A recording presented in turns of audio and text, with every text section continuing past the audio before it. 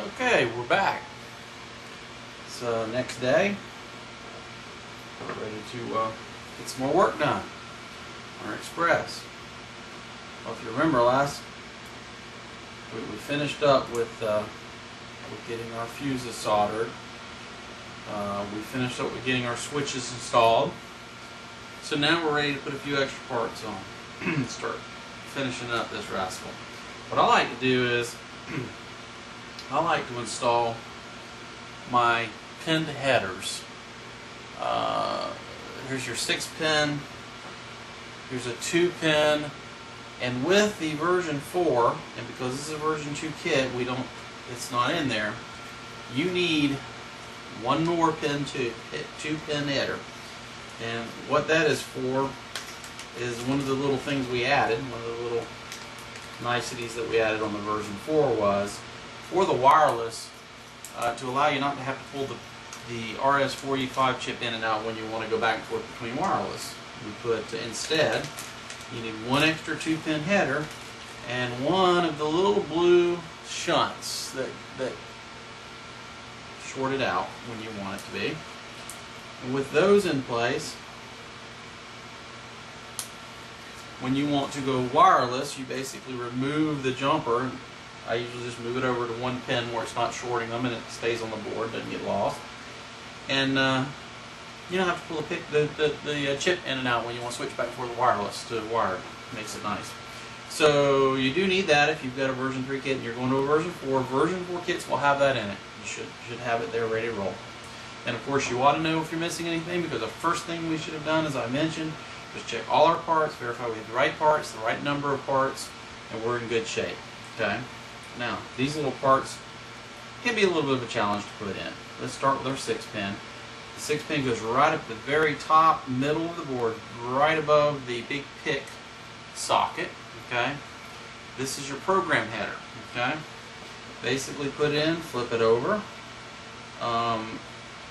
It likely won't stay in very well. Let's get our soldering iron clean and tinned. But what you can do is, if you get your soldering iron nice and tinned up heavy, a little extra, hold up on one set of the pins while soldering against the other end so you're not burning your finger. And with some luck, you can probably get it hot, get a little solder on there without it falling out, and hold it in. There's probably a bunch of ways we can do it. Works for me. Flip it over, make sure it's straight and looks good. That's ready to be soldered in all the other pins. So what I do is I go ahead and do the same thing with the 2 pins. Now, the 2 pins are a little tricky. You'll tend to want to burn your fingers by trying to hold it, because it's real easy while you think you're holding one to actually get both of them.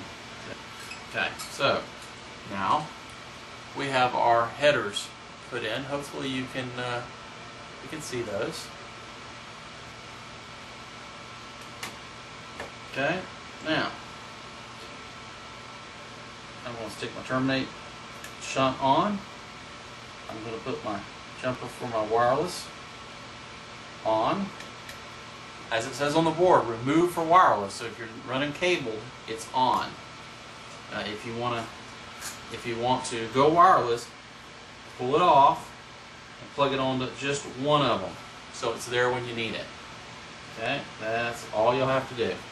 Okay, now the next thing I like to put in is I like to go ahead and get my RJ45 jacks in. 3 of them. Pretty straightforward. DMX in, DMX out, DMX out 2. Basically, get your pins in the holes. They snap into the holes of the board nice. Pop all 3 of them in, and then you've got 24 pins to solder. Okay. Now, we want to inspect our work. I use my magnifying glass. You don't have to. Make sure my joints look good. I haven't missed any pins. Looks good. And now we have our jacks for ins and outs for DMX. Now, the next thing I'm going to throw on comes out of the static bag. There's a couple items we're going to be pulling out and looking for. Okay. first one is your rectifier. It's a round little black device, four long, probably bent up leads. That's okay. Take your needle nose and kind of straighten them up.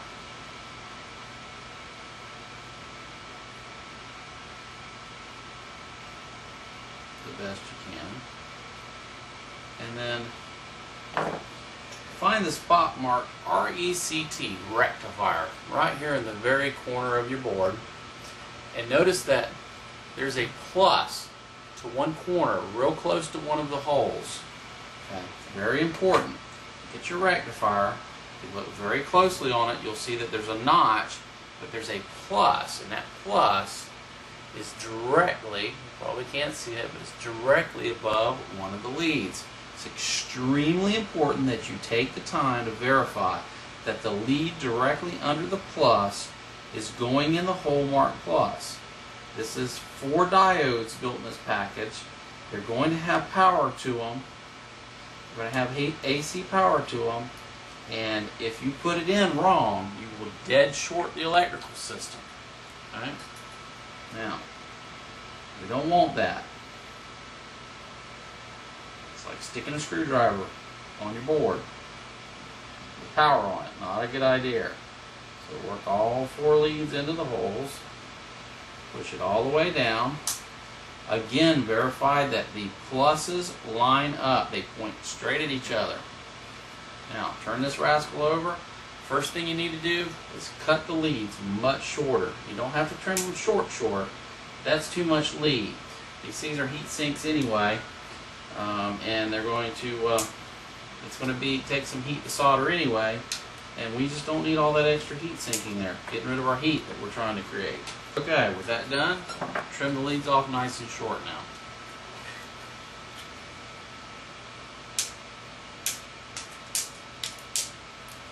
And our rectifier is now in the board. It is actually lined up correctly, so we're good to go there. Okay, the next thing we're going to do is we're going to put our regulators in. Okay, now this is very important. In your bag is a bunch of parts that look just alike. You can see all of these parts right here. Okay, they're 3-legged, they're black, they're little rectangles, they look almost identical. Okay, it is extremely important that you take the time to go through and find the 2 that are different. Okay, there will be 2 that are different. Now, in the version 4 bags, the later ones that will be coming out, I believe we're going to start separating these out to help some confusion. Okay. Now, they may be just slightly different. I noticed that that's a little bit different. That's going to be one of my regulators. Okay. But the differences are very minute, if they're there at all. One regulator has enough difference, you could probably pick it out. Okay. Now, these all appear to be the exact same part, but I will literally check them before I start putting them in. Those would be my triacs. Those are AC high voltage devices. On the other hand, over here I've got a couple devices that are regulators. They're low voltage DC devices. Intermixing these is not good. I'm going to take my magnifying glass and I'm going to look real close, and lo and behold, this is a UA78M33C. This is a 3.3 volt regulator. Okay. This one here is an L78OS05CV. This is my 5 volt. This is the one I need. I want to start with it. I want to take my heat sink, one of them. I want to take my needle nose. What I want to do is, without bending my leads all up, I want to take and grasp it where my needle nose pliers are all the way up against the bottom of the regulator tight. My finger is off this tab so that I'm not holding it from bending. And this will pop. Literally pop in. Hear it? I want to put that in there. Leave my 3 volt one alone so we don't get them mixed up. Don't put it together yet. Do this one alone. Find the 7805 location. It's the top regulator right here. Okay? Now, When you pop that in, the metal backing is against the back of the item. If you look on the board, there's a big white rectangle next to where the 3 holes of the regulators go. Okay? The purpose of it is to indicate the side that has the metal flat back. That's the front. Okay? This is the back. The back metal area is where the white rectangle goes. So when you're done, if you could see it when it's in the heat sink, they would be in this orientation right here. Okay, that would be the orientation. The white rectangle in the back is on the side where the flat smooth metal is. So make sure that when you pop your regulators in, the flat metal goes against, the clip part pushes on the front. Okay? Now, with that like this is going to go in where the large flat area is facing the white rectangle. And it will go into the tube. There's little pins on each side of the unit you'll see when you go to put them in. They go through the board. This is what it should look like. Okay? I'm going to move around to hopefully you can see what I'm doing. Okay? The little pins will come through the bottom along with the pins of the part, of the electrical part. Okay? We're going to first solder the heatsink in place, the heatsink ears. We're going to do this with this nice and flat against the bottom of the board so it's straight. Okay? We need to crank our our soldering iron up. Go ahead and crank that rascal up to about 390. 390C easy. Why? Because you're soldering a heat sink. This thing's designed to get rid of heat. It's going to take a lot of extra heat to make sure that you get it hot enough to solder it.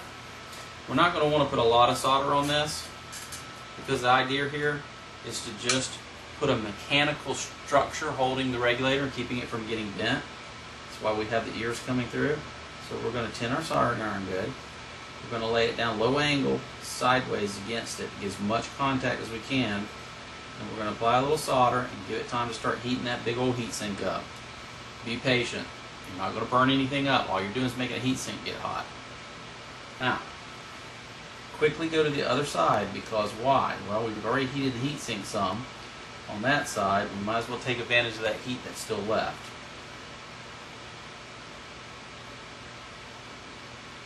Haven't soldered the part itself. Now that we know we've got that one in the right place and we can't get mixed up, we're going to look at the part and say, yep, this is definitely my UA78M33C. That's my 3.3 volt regulator. So we're going to put it in its heatsink the same way. Same orientation. Pop it in. We're going to turn around. You can put a little bit of heatsink compound if you want to on there. I don't think it's critically necessary. They don't get that warm. But, you know, if you've got it there and you want to, feel free.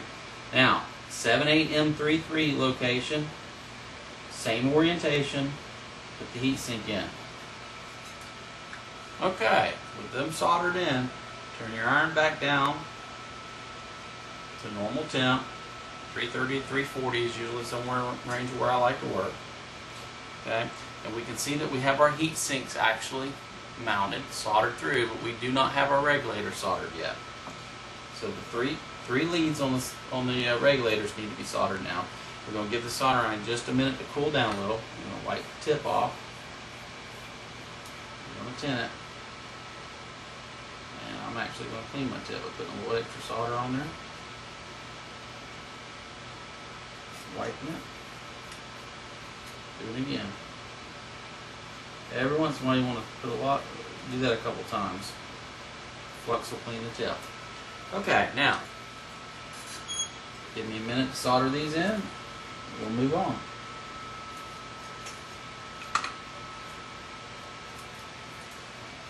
Okay, with them soldered in, trim your leads off nice and short, trim your regulators.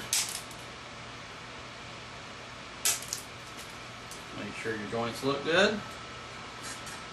If not, do something about it. They look good.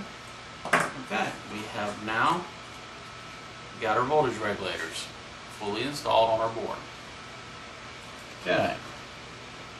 Now, moving right along. What are we missing? Well, we're missing a number of items, but not that much. One thing is we have this large filter capacitor. Okay, 4700 microfarad capacitor. Again, it's got a big black stripe with a negative on it. Okay, obviously that's my negative side. If you look on the board right below the rectifier that we put on earlier, you'll see the markings for it, and you'll see a plus on one side. Obviously your black stripe with your negative is going on the opposite side. Again, you'll notice that a long leg's going in the plus. Okay, trim the leads. Put your solder joint over again, make sure that they look good. And we now have a power supply filter capacitor on. Okay. Now, we've got a couple power connectors to install. Okay. Got two large ones. These are our inputs, power in. We have a couple of littler strips. These littler strips get put together. And once in a while, we can't get, these come in different lengths. They're actually just already put together ones.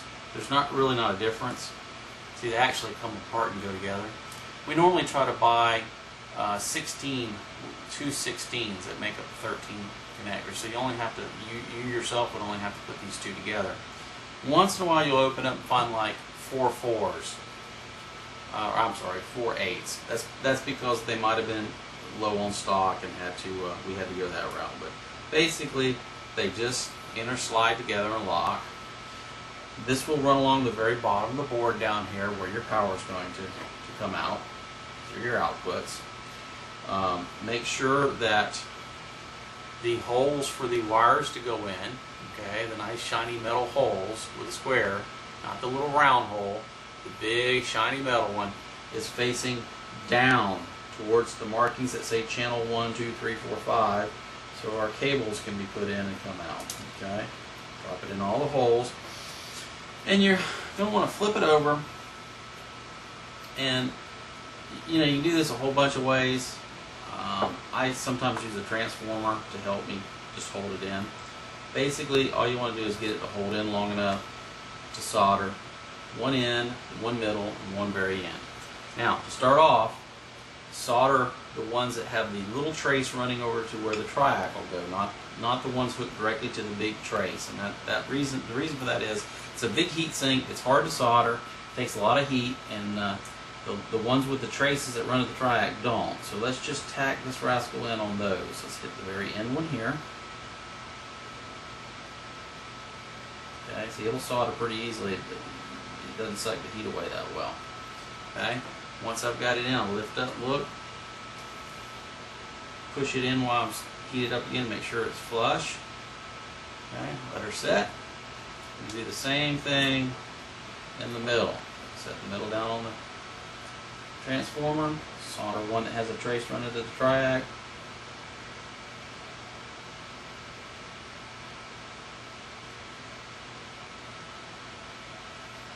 Slide it down, have the transformer hold the very end in, do the same thing. It'll be the next to the last one on this side. It has the trace running over to the triac.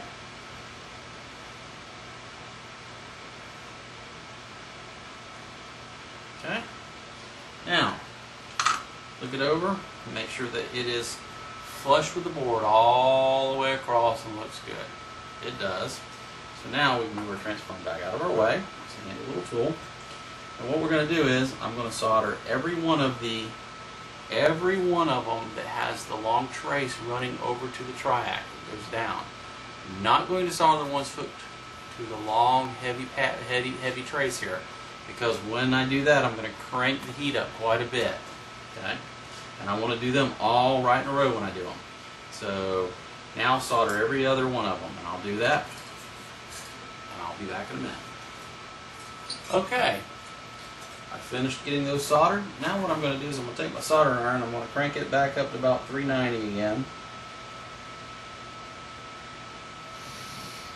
I'm going to give it a minute to heat up. The reason is because that large trace is going to suck heat away. Okay, now I can't thermal it because I need to have a lot of metal hooked to it because we have quite a high capacity on this board, 40 amps being the capacity.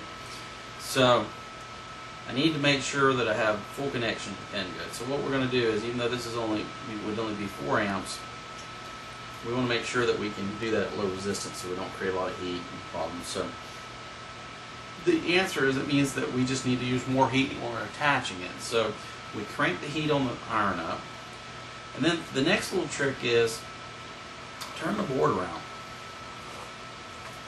so that the large trace is away from you. Put your soldering iron on the far side. What are you doing? Well, by putting your soldering iron on the far side, you're placing your soldering iron between the pin you're trying to solder and the large heat sink that's going to try to take all your heat away. Now the benefit to this is, while the heat sink will pull heat, it becomes what we call a heat dam. The iron becomes a heat dam, and it'll only allow so much heat to run that side of the iron. This side still tries to stay hot. So it just makes it heat a little quicker and solder a little easier. If I put it on this side, all of my heat will tend to keep running towards the heat sink. It'll still solder if you get enough heat. It just makes it a little easier. It's a preference thing. However you want to do it is fine. This is a tip. It's a tip of how maybe to speed it up. Now, I'm going to start soldering. What I'm going to do is I'm going to lay my soldering iron kind of sideways, get it down low, a lot of contact area. Okay. On the side where the trace runs to the big trace, I'm going to start heating, and you'll see that it'll solder just fine.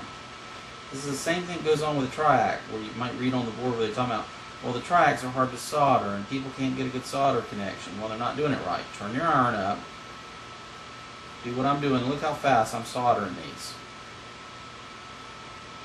It's the same size trace that the triacs hook to. Triacs will go almost as well. With enough heat, doing it this way. Okay, I'm done. So, let's crank our iron back down. Let's save our tip as much as possible. And let's take a look at our joints. Make sure that our terminal strip is sitting down nice and flat. Make sure that our joints look good. I didn't miss any. I don't have any cold joints. Looks good. Okay? It's a really excellent time to talk about something. If you want to use one single power input and you're limiting your units to 20 amps max and you don't mind, this is a really good point of time at this point to put your jumpers in as per the manual. You'll notice that there are some holes. There are some holes here and here. Basically, these need to be jumpered, this one to this one, this one to this one, if you want to use one cable. If you do that, please do me a favor. Do not install the AC-in connector on the right-hand side of the board. If you're going to build this board as a single power input, build it as a single power input and leave it alone. The reason being, if you jumper this and you take 2 power cables and you hook them up by accident, you forget or you decide you want to do it differently, you don't think about it, and you hook them up backwards, you're creating a dead short on your 2 power circuits. It's not good. If you don't know if you'll need it or not later, leave it be, put 2 inputs. You can take the 2 input cables, plug them into the same circuit and still run 15-20 amps. No harm done. Okay? Just leave your jumpers out. That way, later, unplug them from the same circuit, separate them, and plug into separate circuits, and you can get your 40 amps if you want. 30 amps for most circuits. Okay, with that in place, another piece of progress is done. Now, it's time to put our power inputs in. Again, if you're going to do a single cord, jumper these now, put the one on the left in, leave the one on the right out. I do my boards as 2 cables as just habit, so I'll be putting both of them in. Okay, so we're going to flip it over, make sure the big square holes are facing down where we get our power cables in, and basically solder the rascal up. Okay, they're in. Let's crank our iron back down. Take our weight off. And voila. Our power inputs are in. We now have a way to get power into the board. Okay, what's next? Well, if you look your board over real careful, basically you'll figure out that basically everything's in. And we don't rush to put our chips in. We'll talk about that in a little bit. So with that being the case, it's time to put the transformer on. So, if you take your transformer and look, down low along the bottom, right above the pins in the black plastic are numbers. Find your number 1. It'll be one side, 1, 2, 3, 4. I have a number 1 on the board on the bottom left. Don't know if you can even make it out. There's a little 1 there to show you that pin is number 1. So make sure that your 1's going on there. Now, one little warning. If you are off overseas from US and you're going to run 24 volts, there's some mods that you need to do in the appendix of the manual. You probably should have done when we started, but you definitely have to do them at this point. Once the transformer's on, it's a little hard. You can see some little holes here marked 120 and 240. The appendix covers that quite well. It's basically cutting one little trace on the back of the board and putting jumpers in. And by doing that, you'll convert it to a 240 volt system. Now, put your transformer in. The transformer's heavy, and you really don't want it supported on these pins. So make sure when you solder that the plastic of the transformer is in contact with the board. Okay, that takes the strain off the pins. The way I like to do that is I lay it over on the transformer, and I do one pin and diagonally the opposite side pin. And by doing so, by the way, you're going to think you need to crank your iron up on this. You don't. You do not. There's very little external metal exposed. It solders very easily. It takes very little heat. You see how quick I just soldered that? Now go diagonally, the opposite side, the opposite end of the transformer, and solder it. Okay? Now, let it cool a minute. Pick it up, look at your transformer. Take your transformer, and while you heat this corner that you soldered, make sure you push firmly to make sure the transformer is in total contact. Take the iron away while you're holding it pushed together and let it cool off. Do the exact same thing with this side. This is to make darn sure that we're in contact with the board, so if we drop this or beat it around a little, we don't break the transformer legs. Okay. Once you've done that, go ahead and solder the other 6 terminals of the transformer. When you're done, verify that number 1 is in the right place. You should have done that already, but we'll check it again. Very important. Okay, transformer soldered in. Go ahead and trim off your legs using whatever tool you prefer. This terminal is trimmed off nice and short. A couple of them are going to carry 120 volts or 240 potentially. Okay, we now have a transformer. So we basically have our power supply built. Okay, now kind of get your tools out of the way. Make sure you don't have anything on your bench that can short. Look over the back. Make sure there's no little trimmed leads on the board or anything shorting anything out. Because before we go any farther, it is helpful for you to find, and I'm going to go hunt one up real quick for us, a power cord. And I'm going to hook a power cord up to the left ACN on the bench. Everything out of the way. I'm not going to touch anything. I'm going to power the board up just long enough to see that I have 5 volts and 3 volt OK LEDs. One thing you need to be aware of is how you hook this up does matter some. Okay? There is a marking neutral to the inside of the board. The neutrals of your power ends go towards each other, towards the middle of the board. Okay? As I'm going to show you here, if you look real careful at your plug, a little trick. When you're using a little tiny cable like this, one side of the conductor has like ribbed edge. It's kind of rough. One's perfectly smooth. If you look carefully, the ribbed is your neutral. It's your ground. Okay? So you can always look right at the end without having to know and say, well, there's my smooth, there's my ribbed, this is my neutral. That's going to go in where the neutral goes. And I'm going to screw this in tight so it doesn't fall out and get me. We don't want a bare end of a hot AC cable running around on our bench. They bite. Safety is everything. Take your time. Okay. You've got this hooked up tight where it's not coming out. Make sure you have nothing. You have a cleared off area. You probably should just be away from the board just to be on the safe side. Remember, these fuses are going to be hot. In this particular case, this one, these fuses are going to be hot. There's going to be things where it says danger high voltage that are hot. So here's what we're going to do. We're going to reach over and plug this in, and what we hope to see is 2 LEDs come on. 5 volt okay, 3 volt okay. Looks good. They both look perfectly fine. One's not super bright, one's real super dim or anything like that. They're fairly even output light. So that tells me we didn't let any magic smoke out. The high voltage stuff is working okay. We are producing our voltages as we expect. We're probably not going to burn anything up if we plug chips in. So a good little intermediate step to check yourself. At this point, everything looks good. Now, unplug it immediately. Okay. Give it a moment to bleed the power out of the capacitor. And then take your cord back off. We're done. We're done. We want this out of our way. How about that? Worked the first time out. Now, put your cord away. Let's finish building our board. Now, with that out of the way, the big things left to be done is to install our triax. Well, part of installing our triax is putting our heat sink on. Okay. Now, let's talk about getting our triax in. Heat sink.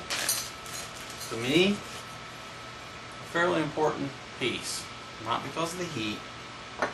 Obviously, of course, across the heat if you're running a lot of current, but even if you're not, there's some things about the heat sink that it does for us that I see as an important job. The heat sink takes care of the heat when we're running a lot of current, makes the board look better, makes it easier to put the triax in, holds the triax straight for us while we solder them. Isn't a real big deal soldering them as far as the heat going up through, because there's a lot of resistance for the heat to move up into the heat sink. But you need to get the heat sink put in properly, number one. Okay. First of all, you'll notice a couple plastic parts, or nylon actually. There's 2 thick washers and 2 spacers. These are important. Go through your screws and find the 2 smaller screws. They're different than all the other ones. Okay. And once you find these are your 440 screws. Okay. You take your nylon washers and you put them over your 440 screws, and they need to be there.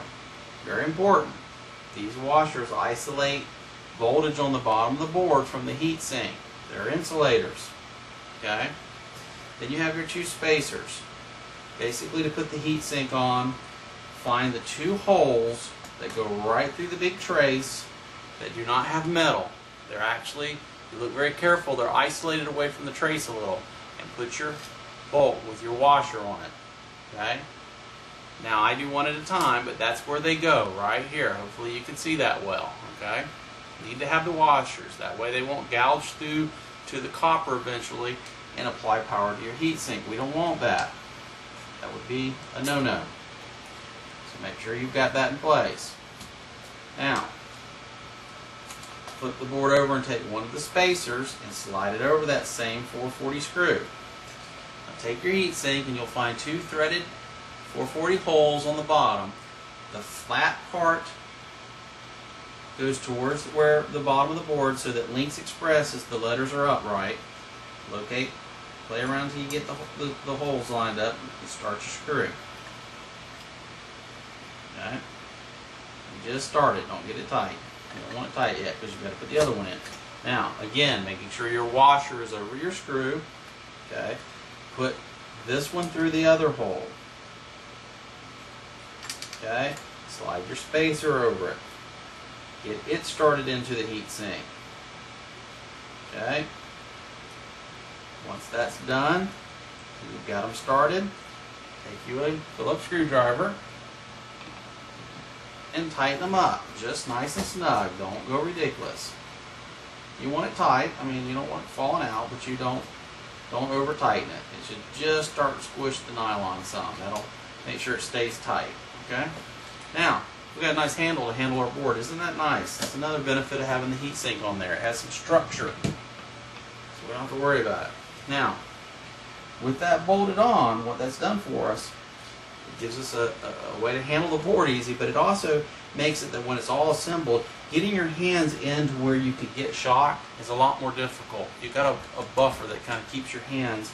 You can reach into low voltage stuff, you can control things, do your buttons and stuff, but it makes it a little more difficult, a little less likely someone will brush up and get against something hot. Okay. Now, we need to put all of our triacs in and solder them. So I'm going to hang the holes of the triac out over the edge of the counter here. And I'm going to look at each triac as I put it in and make sure it's what I expect it to be. Okay? Should be a BTA number. Should be BTA something, something, dash, something, something. If any of them do not match up, we need to know why. You know, maybe there's a mix-up. So we start right down here and we put the 3 legs in and we drop her in place, okay? You'll find it'll slide right up nice tight with the heat sink. Take one of the other larger screws, put it through the hole. Play around with it until you get it in the hole and in place.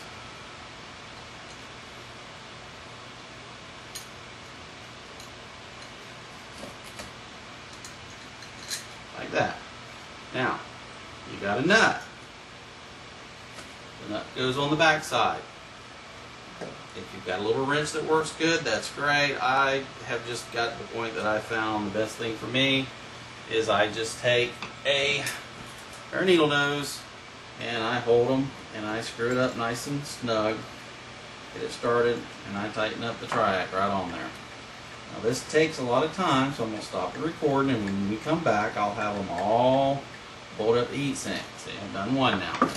You can now see that I have my triac bolted. Now what I didn't show you is putting some heat sink compound on there. Okay?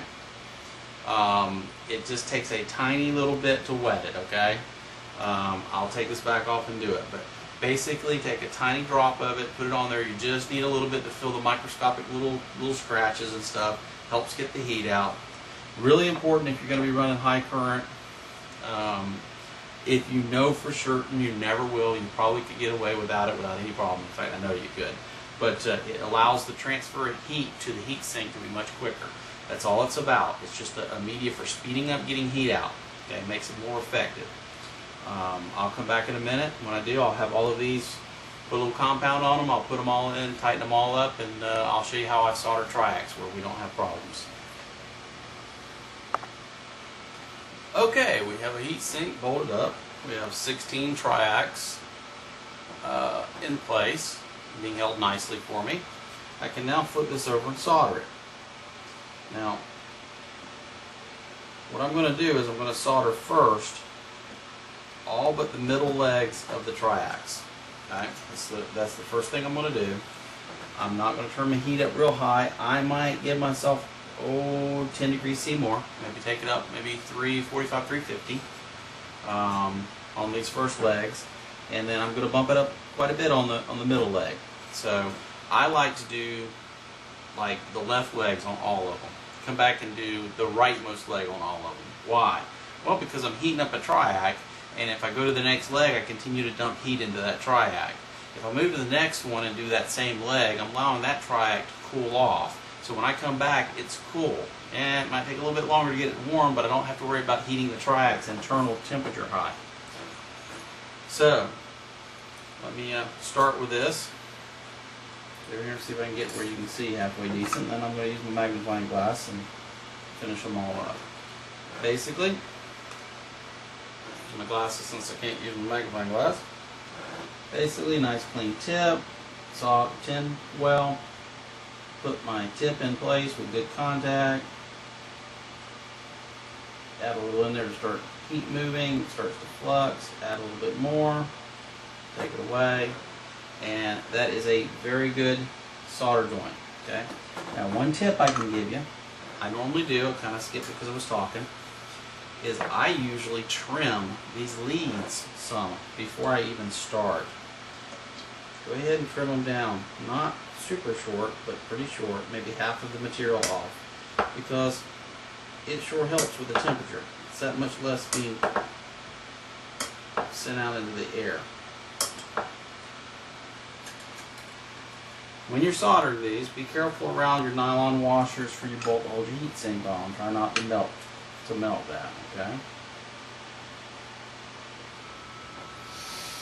Okay, I've got all this soldered now, so what I'm going to do is I'm going to reach over my soldering iron. I'm going to take it up to about 390C, get it nice and warm. I'm going to take my board and I'm going to turn it around. The reason I'm going to turn it around is I want to be able to work on this comfortably. And what I'm actually going to do is I'm actually going to put the soldering iron between the middle pin of the triac and the large trace where your bolts for your heatsink goes through. Then the purpose behind that is simply to kind of isolate the pin from the trace as far as thermally to help me get heat there. Now, of course, I'm waiting on the soldering iron to get good and hot. I mean, there's no reason to turn your soldering iron up and immediately start soldering because it's not hot yet. Even these ones with the thermal, with the temperature sensors on that tell you that within 5 seconds it went to that. Well, I hate to tell you, the sensor might have got that hot, but you haven't saturated the tip yet and got enough of the whole iron up to that temperature. So we give it a few seconds, which we have. We come over and I'm going to get a little lighter here. I don't know how well you can see. I hope you can see some. My glasses on. I'm going to take the iron, and of course I'm laying it flat. Remember, the trick is to get a lot of contact. So I'm going to tin my soldering iron. I'm going to lay it against the pin, kind of sideways to get as much contact as I can. Add a little solder to it. Give it a second. Let it get hot. Add a little more solder on this side. See how it flows in there, no problem? I take my iron off. What's hard about that? If I take my magnifying glass and I look at it, it is a perfect solder joint. There is nothing wrong with that solder joint. There's no reason you need to take the heat sink off. There's no reason you need to fight it. You need to turn your iron up. You need to put the iron on the right side of the pin. You need to add a little solder, and you need to give it just a few seconds. If you're sitting there for 10 solid seconds trying to get solder to flow, it's time to take the soldering iron away, let the thing cool off, and find out what's going on. Something's not clean, something's not hot. More likely not hot. So I'm going to go ahead and solder these, and then I'll be back.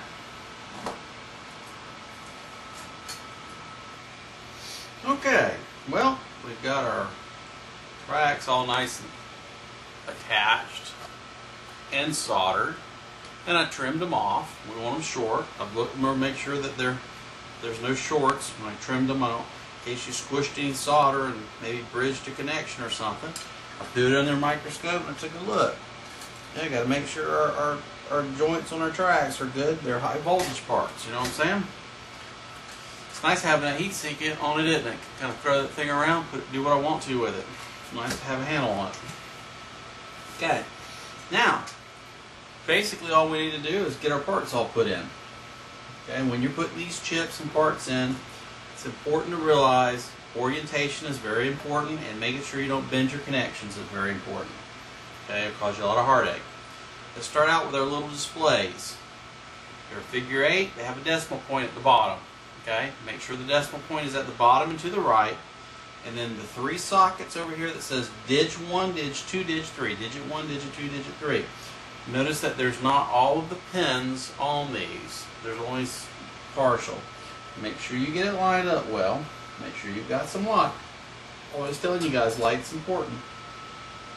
Get it lined up well. Make sure you don't bend the pins. They're easy to pin. Push it right in. Because we took our time of getting our sockets straight, they're going to line up and look good. Okay? Don't rush putting your parts in. Make sure your pins don't get bent. Make sure you get everything plugged in well. Okay. Now, there is our display. Plugged in. Notice the lines between it are nice and straight. They're level. They're straight lines. Everything lines up straight. Because we got our sockets straight when we put the sockets in and soldered them. Okay, now let's talk about these IC chips we're going to be putting in. We got a whole bunch of these opto couplers. Make sure you look and know what part numbers you're dealing with. These are MO 3023s, and there are little white dots over the pin 1. There's no notches on these chips. Look at them, there's a dot. The dot is at one end of the chip. If you look at this board, the sockets have the notches. The printing on the board has the notch in the right place. All of the dots on the optocouplers go to the right. Make sure you put them in right. But there is one 6-pin little jewel that is different. It's a little shiny, and it's got a notch in the case. That's a whole nother part. Make sure you look at your parts. You got the right part numbers again. This is an H11 AA1 part. That's an optocoupler, but it's a very different optocoupler. It's designed around high voltage. It goes here. Make sure that you get it in. It's right below the transformer in the right place, and it faces opposite of all the other optocouplers. The notch needs to go to the left. So take your time, get it in, make sure the pins are lined up, and make sure you get good connection on it, because one of the voltages that come out of this thing is the pulse that tells the PIC when zero cross on your signal out of your AC is, and that means that it's very low voltage and very low current. Well, that means that if you don't get the chip in the socket good, it means that you might not get a ZC, which means the system might not work. So look it over, make sure you've got it the right way and it's plugged in good and all the pins are straight. Now, you have all of these optos to put in, but we're going to come back to those. We have this big wide chip. Okay, the SAA1064. That's your display chip. It's the display driver to display these displays. Start your pin in one side, rotate in, put slight pressure until you can get these pins started on this side. Take your time, look it over well. I use a magnifying glass. Make sure all the pins are starting straight. If they're not, it's a problem. Once you get them started, get it locked in. Look it over, make sure it's good. Okay, there we go. Our display chip is in. Okay, you got your PIC chip. PIC chip needs to go in. Came on a co-op, it should already be programmed. If you bought it yourself, it's dumb. It has no program in it. It will need to be programmed when we're done. Okay. Put it in, get the pins on one side, tilt the chip a little and get it started. Get your light over here. Put slight pressure to the side that the pins are on, that are in the socket, and rotate the side that's out down so all the pins are actually going in the sockets correctly. And then push it in. Now there are tools to help you with this. If you want to use them, go right ahead. I don't. I use my hand. It gives me feedback. I can feel what I'm doing. I can usually tell if a pin's not going in right. Okay. We've got our PIC chip in now. Okay. Now, we have two RS485 chips. Check part numbers. Should be ST485BNs. Okay. There are notches on these chips. Okay. They got to go the right way. Both of your 485 chips, the notch goes to the right. Look at your socket. Look at your print. Make sure you got it right. 485 chip goes, there's only two 8-pin sockets. One's right here, right next to your DMX in. One's kind of buried between the capacitor and the DMX out too, okay?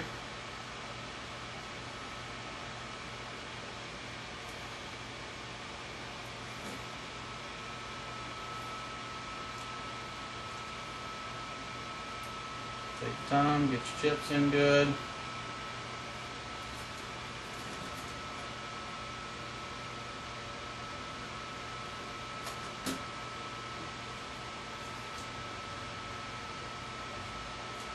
This one can be a little bit more of a challenge because it's down in stuff. Okay, but just take your time, you get it in there.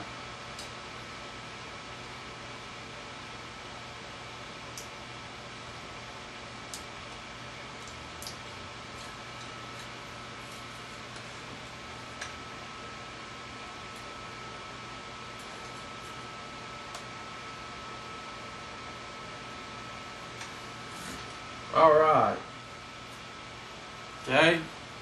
The RS-45 here and the RS-45 over here is in now. Looks good.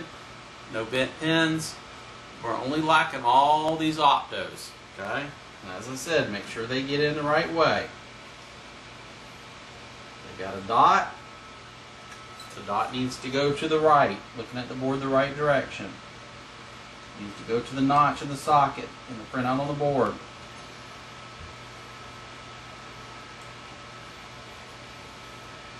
You just simply have to put all 16 of them in now. Okay, we've got our optos in now. We've made sure that they are oriented the correct way. As you can see, you have the dot is all facing the same direction. To the right, looking at the board normal. And the soldering iron is now off. I'm going to turn the fan off. I don't need it anymore. We'll get it out of our way. I've made sure that my bench is clean. There's nothing that can short things out. I've made sure there is no debris left on the bottom of my board. And basically this Lynx is built. The Lynx Express, I'm sorry, is built. So now all we have to do is the good old smoke test, of course. Let's find out if this thing works. First thing I'm going to do is get my little power disc cord that we used earlier. We're going to hook it back up. Okay. Safety always. It's just no good to get anyone hurt. There's the phone again. Somebody will pick it up.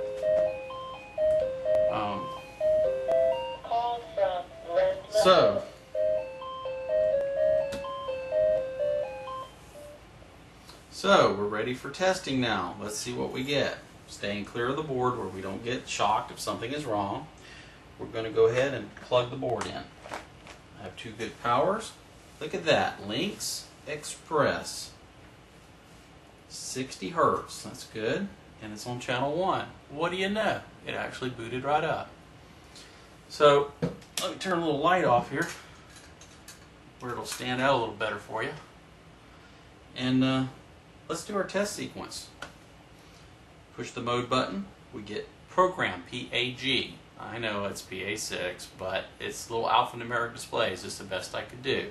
I'm going to turn the board around carefully here without getting myself harmed, where you can see it in the right way. See if you can see it a little better there. Hopefully you're able to see that acceptably. Okay.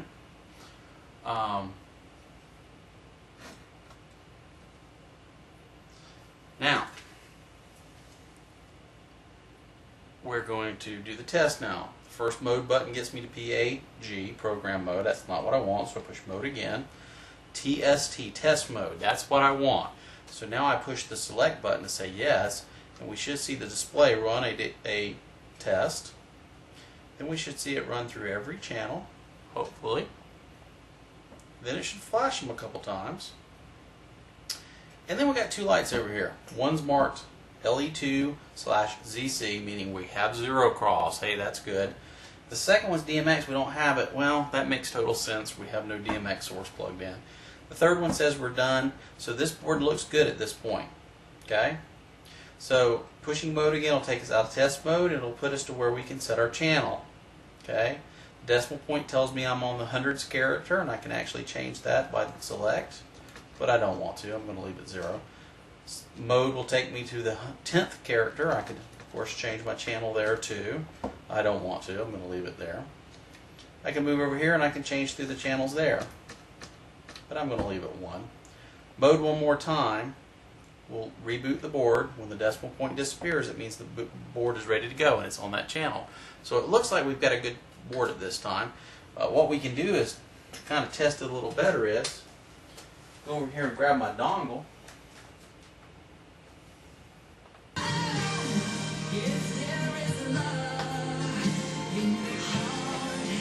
And you've just watched the complete assembly of a Links Express board. You should be able to see that it's functional.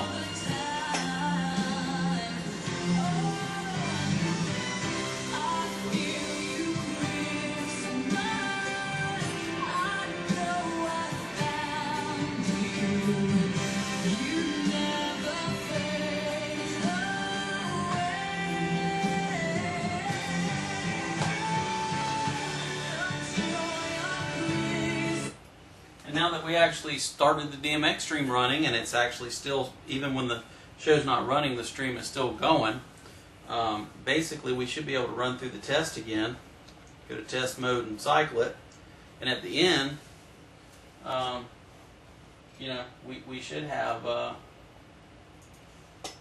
it tell us that there's DMX, and it does. You have ZC, you have DMX, and you're done with your test. So we have a completely functional board. Nothing wrong with it at all. Piece of cake.